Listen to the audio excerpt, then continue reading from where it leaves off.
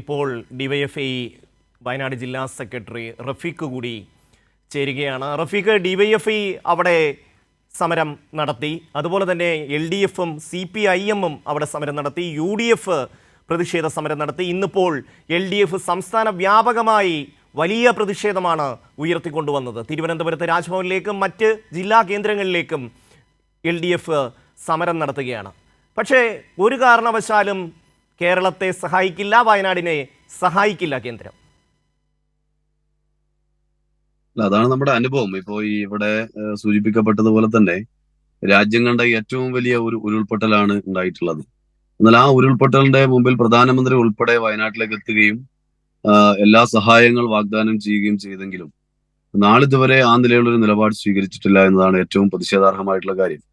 ഇത്രയേറെ ആളുകൾ മരിച്ചുപോയിട്ടുള്ള, ഇത്രയേറെ നാശനഷ്ടങ്ങൾ ഉണ്ടായ ഒരു ദുരന്തത്തോട് ഇങ്ങനെ ഒരു സമീപനം സ്വീകരിക്കാൻ രാജ്യം ഭരിക്കുന്ന നരേന്ദ്രമോദിക്കും അതുപോലെ തന്നെ RSSനും അല്ലാതെ മറ്റാർക്കും കഴിയുമെന്ന് എനിക്ക് തോന്നുന്നില്ല.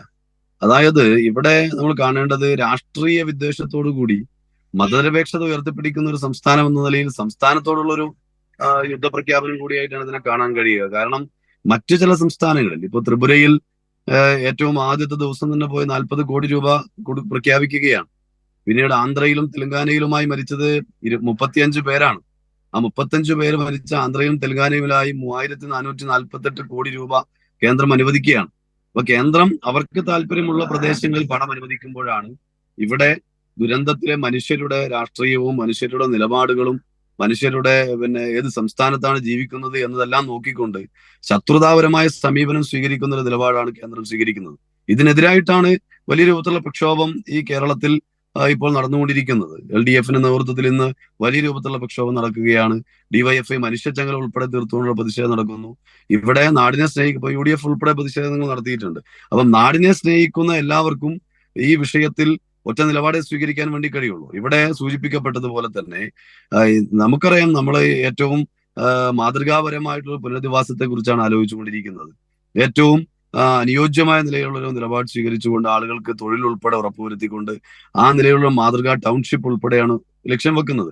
സ്വാഭാവികമായിട്ടും അതിന് ആ നിലയിലുള്ള തുക ആവശ്യമായി വരും. അതിൽ STRF എന്ന് പറയുന്ന നേരത്തെ ഇവിടെ വിശദീകരിക്കപ്പെട്ടുകൊണ്ട് ഞാൻ അതിലേക്ക് വീണ്ടും കിടക്കുന്നില്ല. STRF എന്ന് പറയുന്നത് ഈ ദുരന്തത്തിന് മാത്രം ഉപയോഗിക്കാനുള്ള പണമല്ല. എന്നാൽ ഇപ്പോൾ ചെയ്തിരിക്കുന്നത് കേന്ദ്രം അതിൽ നിന്ന് തന്നെയുള്ള 150ഓളം കോടി രൂപ ഇപ്പോ വിവിധ കാര്യങ്ങൾ പറഞ്ഞുകൊണ്ട് ചെലവായി എന്ന് പറഞ്ഞുകൊണ്ട് പിടിക്കുകയാണ്. എത്രമാത്രം ക്രൂരമാണ്! നേരത്തെ പ്രളയം ഉണ്ടായപ്പോഴും നമ്മുടെ അനുഭവമാണ്. 290 കോടി രൂപ അരി നൽകി എന്ന് പറഞ്ഞുകൊണ്ടും, അല്ലെങ്കിൽ സെർച്ച് ആൻഡ് റെസ്ക്യൂ വിഭാഗത്തിന്റെ ഭാഗമായി തിരച്ചിലിന് വ്യോമസേന വന്നു എന്ന് പറഞ്ഞുകൊണ്ടൊക്കെ നേരത്തെ പ്രളയത്തിന്റെ സമയത്തും നമ്മൾ ആവശ്യപ്പെട്ട തുക നൽകിയില്ല എന്ന് മാത്രമല്ല, തന്ന തുകയിൽ നിന്ന് തന്നെ ഈ പറഞ്ഞ 290 കോടി രൂപ പിടിക്കുന്നതാണ് നമ്മൾ കണ്ടിട്ടുള്ളത്. അപ്പൊ നേരത്തെയും നമ്മുടെ മുമ്പുള്ള അനുഭവം അതാണ്. ഇപ്പോഴും നമ്മൾ ആ നിലയിൽ തന്നെയുള്ള ക്രൂരതയാണ് കേന്ദ്രം ഭരിക്കുന്ന ഗവൺമെന്റ് ചെയ്തുകൊണ്ടിരിക്കുന്നത്.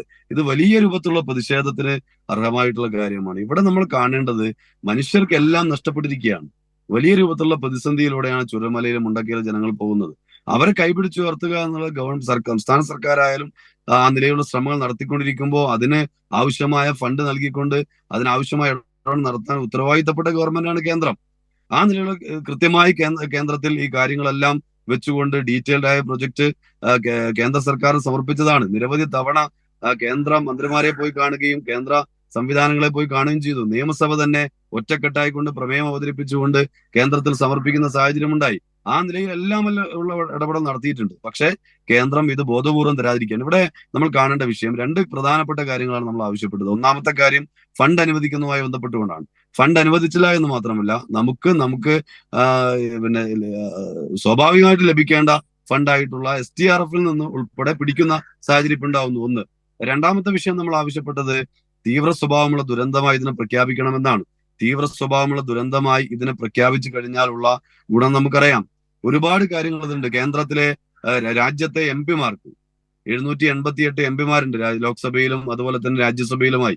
ആ MP മാർക്ക് അവരുടെ MP ഫണ്ടിൽ നിന്ന് 25 ലക്ഷം രൂപ മുതൽ 1 കോടി രൂപ വരെ നീക്കി വെക്കാൻ വേണ്ടി കഴിയും. വലിയ രൂപത്തിലുള്ള ഈ കടങ്ങൾ ഉൾപ്പെടെ, ഈ ആളുകളുടെ കടങ്ങൾ ഉൾപ്പെടെ എഴുത്തള്ളാൻ സ്വാഭാവിക ദേശസാൽകൃത ബാങ്കുകൾ നിർബന്ധിതമാകുന്ന സ്ഥിതി വരും. അപ്പൊ അങ്ങനെ എല്ലാം ഉള്ളൊരു ഗുണമുണ്ടാകുന്ന കാര്യമാണ് കേന്ദ്ര ദുരന്തമായി, അതായത് തീവ്ര സ്വഭാവമുള്ള ദേശീയ ദുരന്തമായി പ്രഖ്യാപിക്കുക എന്നുള്ളത്. അതിനുവേണ്ടി തയ്യാറാവുന്നില്ല.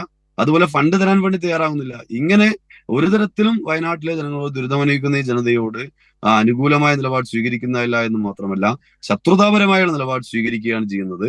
ഇവിടെ നമുക്കറിയാം തുടക്കം മുതൽ മാതൃകാപരമായി ഈ ദുരന്തത്തെ അതിജീവിക്കാനുള്ള പ്രവർത്തനങ്ങൾ സംഘടിപ്പിച്ചുകൊണ്ടാണ് കേരളത്തിലെ ഗവൺമെന്റ് മുന്നോട്ട് പോയിക്കൊണ്ടിരിക്കുന്നത്. അത് ആദ്യഘട്ടത്തിലെ സമാശ്വാസ പ്രവർത്തനങ്ങളായാലും ക്യാമ്പിലെ പ്രവർത്തനമായാലും ഇപ്പോൾ നമ്മുടെ വാടക വീടുകളിലേക്ക് മാറിയതിനു ശേഷമുള്ള വാടക നൽകുന്നത് ഉൾപ്പെടെയുള്ള പ്രവർത്തനങ്ങളായാലും ദുരിതബാധിതരെ ചേർത്ത് നിർത്തിക്കൊണ്ടാണ് കേരളം മുന്നോട്ട് പോയിക്കൊണ്ടിരിക്കുന്നത്.